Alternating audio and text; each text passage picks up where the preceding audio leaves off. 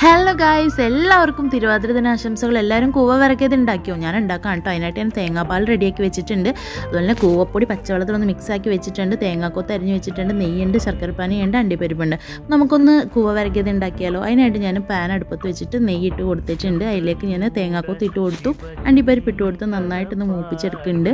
അപ്പോൾ ഇത് പിന്നെ നമ്മുടെ ചെമ്മിൻ്റെ ഒക്കെ പാത്രത്തിൽ ഉണ്ടാക്കണമായിരിക്കും കുറച്ചും കൂടെ നല്ലത് കേട്ടോ. എനിക്ക് പാനേ ഉള്ളൂ, അതുകൊണ്ടാണ് ഞാൻ പാന് യൂസ് ആക്കുന്നത്. അപ്പോൾ നമ്മൾ ഈ തേങ്ങാക്കൊത്തിലേക്ക് നമ്മളുടെ ഈ കൂവപ്പൊടീൻ്റെ മിശ്രിതം ഒഴിച്ചു കൊടുത്തിട്ടുണ്ട് കേട്ടോ. അപ്പോൾ നന്നായിട്ട് ഇളക്കിയെടുക്കുക.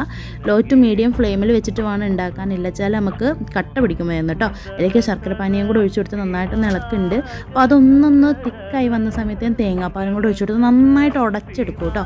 നന്നായിട്ട് ഉടച്ചെടുത്തിട്ടുണ്ട്. ഇനി ഇതിലേക്ക് നമുക്ക് സെറ്റ് ആവാൻ വേണ്ടിയിട്ട് ഒരു സ്റ്റീലിൻ്റെ പാത്രം എടുത്തിട്ട് അതിലേക്ക് ഞാൻ ഈ കൂവ വിരകിയതൊന്ന് ഇട്ട് കൊടുക്കുന്നുണ്ട്. ഇത് കുറച്ചും കൂടെ കഴിയുമ്പോഴത്തേക്ക് നമുക്ക് കേക്കൊക്കെ മുറിച്ചെടുക്കുന്ന പോലെ നമുക്ക് പീസായിട്ട് മുറിച്ചെടുക്കാം കേട്ടോ.